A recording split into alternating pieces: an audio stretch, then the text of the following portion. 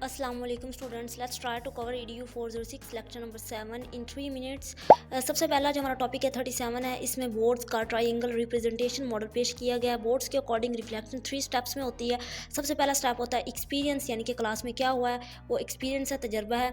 And then उस तजर्बे पर reflection करना, मीन के गौर करना। टीचर सोचेगा कि क्लास में क्या हुआ था, किस वजह से हुआ था। लास्ट में फिर वो लर्न करेगा, कुछ ना कुछ सीखेगा, फिर क्लास में इंप्लीमेंट कर देगा। और ये चीज़ बार बार होती रहती है एज अ साइकिल। सेकेंड हमारा टॉपिक होता है, इसमें एटकिंस और मॉर्फे का मॉडल बयान किया गया है। इस मॉडल की 5 स्टेजेस हैं। सबसे पहला जो स्टेप है उसमें अवेयरनेस, यानी कि टीचर को क्लास में जो इशू है उसके अकॉर्डिंग अवेयरनेस होनी चाहिए, एहसास होना चाहिए, प्रॉब्लम का पता होना चाहिए। फिर उस प्रॉब्लम को टीचर अच्छे तरीके से डिस्क्राइब करे डिटेल में। एंड देन एनालिसिस करे, मीन कि अपनी फीलिंग को समझने की कोशिश करे कि मेरी क्या फीलिंग्स है। एंड देन एवेल्यूएट करे, जायज़ा ले, यानी कि जो नॉलेज इस्तेमाल हुआ है क्लास में, जो मसला हुआ था उसको उसने किस तरह से सॉल्व किया था उसको एवेल्यूएट करे। एंड लास्ट में कुछ ना कुछ लर्न करे।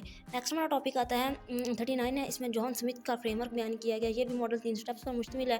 सबसे पहले है डिस्क्रिप्टिव फेज। डिस्क्रिप्टिव मीन के जो भी प्रॉब्लम हुई है क्लास में उसको डिस्क्राइब करना।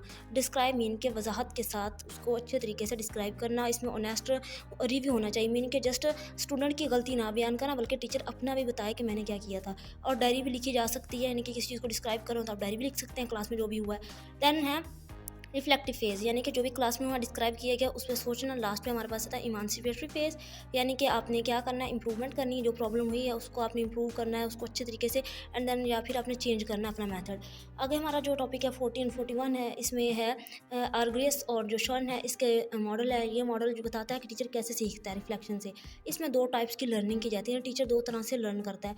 फर्स्ट है सिंगल लूप लर्निंग, सेकंड है डबल लूप लर्निंग। और ये आप लोगों का शॉर्ट क्वेश्चन में आया हुआ है। सिंगल लूप लर्निंग होता है कि अगर प्रॉब्लम कोई हुई है क्लास में, टीचर उसको सॉल्व कर लेता है, लेकिन अपना मेथड जो पढ़ाने का उसको चेंज नहीं करता। तो ये सिंगल लूप लर्निंग है। फॉर एग्जांपल अगर क्लास में बच्चे शोर कर रहे हैं, टीचर उनको डांटता है, तो डांटने से वो चुप हो जाएंगे, लेकिन कल फिर वो शोर करेंगे, टीचर फिर डांटेगा। तो इस तरह से चलता रहेगा, मीन के टीचर अपना मेथड चेंज नहीं कर रहा। तो ये सिंगल लूप लर्निंग है।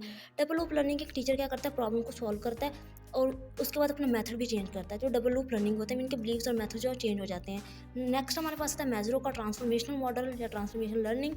तो रियल लर्निंग तब होती है जब टीचर चेंज हो जाए, मीन के टीचर के ब्रीफ्स वगैरह चेंज हो जाए। ये टीचर को पूरा का पूरा ट्रांसफॉर्म करता है, मीन के ट्रांसफॉर्म चेंज कर देता है। इसके भी 6 स्टेप्स हैं। डायलेमा, प्रॉब्लम को अच्छे तरीके से एनालाइज करना, फिर एग्जामिन करना अपनी फीलिंग्स को, फिर अजम्पशंस को चेक करना, न्यू ऑप्शन सोचना, एक्शन प्लान करना एंड प्रैक्टिस टेस्टिंग करना।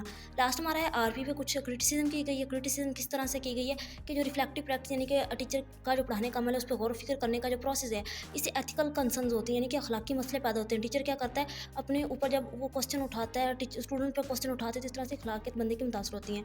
कुछ प्रोफेशनल कंसर्न्स है, कुछ पैडागोजिकल कंसर्न्स हैं एंड कुछ कंसेप्चुअल कंसर्न्स है। अगर डिटेल लेक्चर देखना चाहते हैं तो आप लोग काइंडली प्लेलिस्ट को विजिट कीजिएगा।